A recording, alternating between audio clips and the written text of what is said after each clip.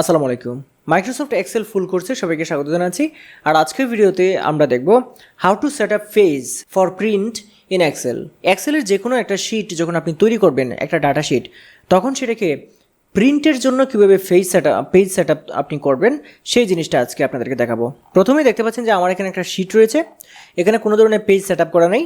সেই পেজটা set up করে এটাকে আমি প্রিন্ট দিতে চাই এবং এটা আমি A4 সাইজে প্রিন্ট দিতে চাই অথবা লিগেল সাইজে প্রিন্ট দিতে চাই, সেটা যে কোনো একটা হতে পারে।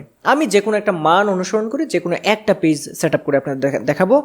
মনে করুন আমি এই পেজটাকে বা এই ডাটা শিটটাকে A4 সাইজে এটাকে পেজ সেট আপ করে আপনাদেরকে দেখাবো। যেহেতু আগে থেকে কোনো ধরনের পেজ সেট আপ করা নাই, সেই ক্ষেত্রে আজকের ভিডিওর বিষয়ও কিন্তু সেইটা যে পেজ ডাটা যদি আপনি তৈরি করে ফেলেন ডাটা শিট, এরপরে আপনি পেজ সেট আপটা কীভাবে করবেন ফর প্রিন্ট। সো চলুন, প্রথমে দেখতে পাচ্ছেন যে আমাকে যারা এই ডাটা শিটে দেখতে পাচ্ছেন, প্রথমেই আমি যেটা করব পেজ সেট আপের জন্য আমি মেনু বারে চলে যাব এবং পেজ লেআউটে ক্লিক করব। প্রথম কাজ হচ্ছে আমাকে পেজ কী ধরনের পেজ নিব সেটা সিলেক্ট করতে হবে। সেটার জন্য সাইজে ক্লিক করব। তারপর আমি মনে করুন আমি A4 সাইজে আপনাদেরকে দেখাচ্ছি। সো A4 সাইজে ক্লিক করে দিব। প্রথমে A4 সাইজে ক্লিক করার সাথে সাথে দেখুন A4 সাইজটা কোন পর্যন্ত আসছে, মানে হচ্ছে যে আমার এটা কিন্তু একদম হিজিবিজি হয়ে আছে। মানে এখন যদি Ctrl+P দেই তাহলে বুঝতে পারবেন যে এতটুকু। তারপর দেখুন এটা মানে ডান পাশেরটা নিচের দিকে আসছে, মানে এটা একদমই মানে ঠিক নেই। সো আমি প্রথমে A4 সাইজটা সিলেক্ট করে নিলাম। তারপর এখান থেকে ওরিয়েন্টেশনে গিয়ে আমি যেটা করছি, এইখানে যে ডাটাটা আছে সেটা যথেষ্ট বড়, সেই ক্ষেত্রে আমি এটাকে পোর্ট্রেট সাইডে না রেখে আমি ল্যান্ডস্কেপে দিয়ে দিচ্ছি, যাতে একটু মানে জায়গাটা একটু বাড়ে। এখন দেখুন এই মুহূর্তে এই পর্যন্ত আসছে, আমার মাউসটা দেখুন এই পর্যন্ত। তারপর আমরা এখানে মার্জিনে ক্লিক করব। মার্জিনে ক্লিক করে আমার মার্জিন যদি এইখান থেকে ডিফল্ট যেগুলো আছে সেগুলো দিতে আপনি যদি চান তাহলে দিতে পারেন, অথবা এখানে কাস্টম মার্জিনে ক্লিক করে আপনার ইচ্ছা মতো এখানে বাড়িয়ে কমিয়ে দিতে পারবেন। এই যে টপে, হেডারে, রাইটে, ফুটারে, তারপর বটম, লেফট, এখানে ইচ্ছা মতো আপনি কমিয়ে বাড়িয়ে দিতে পারবেন। আমি যেটা করছি এইখান থেকে মার্জিনে ক্লিক করছি, তারপর এখান থেকে ন্যারোতে ক্লিক করে দিচ্ছি, মানে ডিফল্ট যেটা আছে এটা আমি রেখে দিচ্ছি। এরপরে যেটা করব, এই তিনটা জিনিস করার পরই আমাদের যেটা করতে হবে, এই ভিউয়ে ক্লিক করতে হবে। ভিউয়ে ক্লিক করে এখান থেকে পেজ ব্রেক অ্যান্ড ভিউয়ে ক্লিক করতে হবে। তাহলে আমাকে দেখা যাবে যে কতগুলা জিনিস হচ্ছে পেজের ভিতরে আছে, কতগুলো পেজের বাইরে চলে গেছে। এখন এই যে পেজ 1-এ দেখতে পাচ্ছেন, এখন পেজ 1টাকে আমি এটা একটু জুম ইন করে এটাকে সাজাবো। প্রথমে এই সিরিয়ালটাকে ছোট করব, তারপরে যে লেখাটা আছে এটাকে ছোট করব এবং এই লেখাটাকে সিলেক্ট করে এখান থেকে আমি যেটা করব, হোমে ক্লিক করে এখানে র্যাপ টেক্সটে ক্লিক করে দিব। তাহলে আমার টেক্সট যেগুলো বেশি এদিকে চলে আসছে সেটা র্যাপ হয়ে নিচে চলে আসবে। আমি একটু ছোট করে দিচ্ছি এবং ওভারঅল Ctrl+A দিয়ে সবটাকে আমি 14 না দিয়ে, মানে এটা হচ্ছে ফন্ট সাইজ, আমি 12 দিয়ে দিব। তারপর আমি যেটা করছি, আবার এই যে পেজ ব্রেক অ্যান্ড ভিউ তো আছেই। তারপর আমি যেটা করছি, এই নামটা আমার হলো, তারপর আইডি নাম্বারটাকে আমি ছোট করতে হবে। এই আইডি নাম্বারটাতেও এইভাবে এখানে ক্লিক করে অল সিলেক্ট করে তারপর এখান থেকে আমি এই হোমে ক্লিক করে এখানে র্যাপ টেক্সটে ক্লিক করে দিব। এই যে টেক্সট র্যাপ হয়ে গেছে। আবার ব্রাঞ্চেরটাকেও এভাবে ছোট করে দিব। এই সবটাকে সিলেক্ট করে আমি যেটা করছি, এখান থেকে র্যাপ টেক্সটে ক্লিক করে দিচ্ছি আর এটাকে হালকা একটু বড় করে দিচ্ছি। তারপর এই জিনিসটাকেও আমি যেটা করছি, এটাকে ছোট করতে হবে, ছোট করে দিলাম এবং এইখানে দেখতে পাচ্ছেন যে কতগুলো লেখা আছে নিচে চলে আসছে। সেজন্য যেটা করছি, এখান থেকে এটাকে একটু টান দিয়ে বাড়িয়ে দিচ্ছি, টান দিয়ে বাড়িয়ে দিলাম। এবং এইখানেও যেটা করব, এখানে এইটাকে এই পাশে নিয়ে আসলাম, হ্যাঁ হয়ে গেল। আবার এটা একটু বড় করে দিচ্ছি। আবার এইখান থেকে এই ডিস্ট্রিক্টটাকেও একটু ছোট করে দিলাম। আবার এখান থেকে এই ফোন নাম্বারটাকেও এই পাশে নিয়ে আসছি। আবার এখান থেকে এই মেল অ্যাড্রেসের এইটাকে একটা ক্লিক করে এখানে ওয়েব টেক্সটে ক্লিক করে দিচ্ছি। তারপর এইগুলোকে একটু ছোট করে দিলাম। আচ্ছা, হয়ে গেল। এখন দেখতে পাচ্ছেন যে এই পর্যন্ত আছে।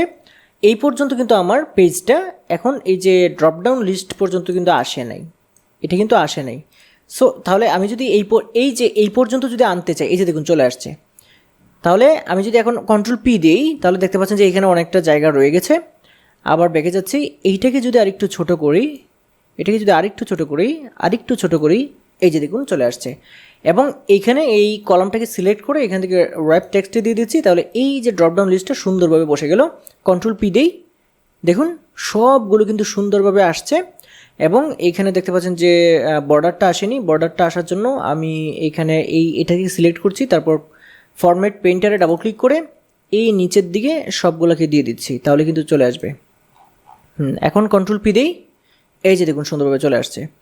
এখন দেখুন এই যে মানে প্রিন্টের জন্য রেডি করলাম, এখন এখানে যদি আপনি চান তাহলে এইগুলাকে আপনি সিলেক্ট করে এই ডাটাগুলোকে সিলেক্ট করে আপনি মাঝ বরাবর দিয়ে দিতে পারেন অথবা লেফট সাইডে দিয়ে দিতে পারেন, এটা কিন্তু আপনি দিয়ে দিতে পারবেন। তবে এইগুলো যেহেতু সংখ্যার অ্যাকাউন্টিং সংখ্যায় চলে আসছে, সেক্ষেত্রে এইগুলো কিন্তু সবসময় রাইটে থাকবে।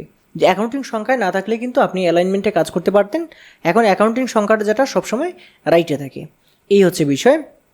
এইখানে দেখতে পাচ্ছেন যে এই যে ডিস্ট্রিক্টের নামগুলো আছে সবগুলোকে সিলেক্ট করে আপনি মাঝ বরাবর নিয়ে আসতে পারেন। এখানে সিলেক্ট করে এই অ্যালাইনমেন্টে দিয়ে দিলে এটা মাঝ বরাবর চলে আসবে। সো বন্ধুরা, এইভাবে দেখতে পাচ্ছেন যে আমার কিন্তু এখন যে প্রিন্টিংটা উপযোগী হয়ে গেছে। এখন যদি আমি কন্ট্রোল পি দিতে চাই তাহলে যে আমার সুন্দরভাবে চলে আসছে।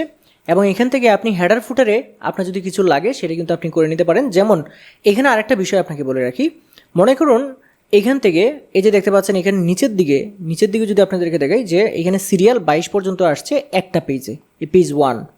এখন যদি এইখানে সিরিয়াল 20 পর্যন্ত রাখতে চান তাহলে এই যে দেখতে পাচ্ছেন একটা লাইন, এটাকে ক্লিক করে এই 20-এ আনতে হবে। তারপরে এইখানে যদি আপনি 46 পর্যন্ত আছে, এটাকে যদি 50 পর্যন্ত নিতে চান তাহলে এই যে 50 পর্যন্ত এইভাবে টান দিয়ে নিয়ে আসতে হবে। এইভাবে কিন্তু করতে হবে। এইভাবে যদি করেন তাহলে যেটা হবে মানে একটা পেজ একটু হালকা কম আসতে পারে, একটা পেজ একটু বেশি আসবে। যেমন কন্ট্রোল পি দিচ্ছি, দেখুন এটার নিচে কিন্তু অনেকটা ফাঁকা হয়ে গেছে, আবার পরেরটাতে এই যে আরেকটু মানে ভরে গেছে। সো এইভাবে এইটা কিন্তু লক্ষ্য রাখবেন। সো আমি যেটা করছি কন্ট্রোল জেড দিয়ে দিচ্ছি। এখন দেখুন কন্ট্রোল পি দিলে একদম অ্যাকুরেট আছে, একদম অ্যাকুরেট। এখন আমি যদি হেডার অথবা ফুটারে যদি কিছু বসাতে চাই তাহলে আমাকে যেটা করতে হবে আবার এই মেনু বারের ভিউয়ে ক্লিক করতে হবে, তারপরে এখান থেকে পেজ লেআউটে ক্লিক করতে হবে। এইখানে দেখতে পাচ্ছেন হেডার রয়েছে, এইখানে আপনি কারেন্ট ডেট দিতে পারেন, এইখানে আপনি কারেন্ট টাইম দিতে পারেন। নিচের দিকে এসে এখানে এই যে ফুটারে আপনি এখানে ফুটারে যখন ক্লিক করবেন তখন এই ডিজাইনে ক্লিক করবেন, তারপরে এখানে পেজ নাম্বারে ক্লিক করবেন, পেজ নাম্বার চলে আসবে। এখানে যদি আপনি ফাইল নেম ক্লিক করেন তাহলে ফাইল নেমটা চলে আসবে। এখন আপনি বাইরে ক্লিক করুন এবং কন্ট্রোল পি দেন। এই যে দেখুন এখানে ওই যে ডেট, এখানে পেজ, তারপরে যে এখানে এটা হচ্ছে ফাইলের নাম চলে আসছে। সো বন্ধুরা, আশা করি আপনারা বুঝতে পেরেছেন যে how to set up page for print in Excel. আশা করছি আজকের এই ভিডিওটা দেখার পরে আপনারা নিজেরাও পেজ সেট আপ করতে পারবেন প্রিন্টের জন্য এক্সেল শিটে বা এক্সেল প্রোগ্রামে এসে আপনি যে কোনো শিট আপনি প্রিন্টের জন্য রেডি করে ফেলতে পারবেন, পেজ সেট আপ করে ফেলতে পারবেন। বন্ধুরা, আশা করছি আজকের এই ভিডিওটা আপনাদের ভালো লেগেছে। যদি ভিডিও ভালো লাগে অবশ্যই ভিডিওটা লাইক করে দেবেন এবং শেয়ার করে দেবেন। আর হ্যাঁ, আপনি যদি আমার চ্যানেলে নতুন হয়ে থাকেন তাহলে চ্যানেলটি সাবস্ক্রাইব করে রাখবেন। আজকের ভিডিও পর্যন্তই, আল্লাহ হাফেজ।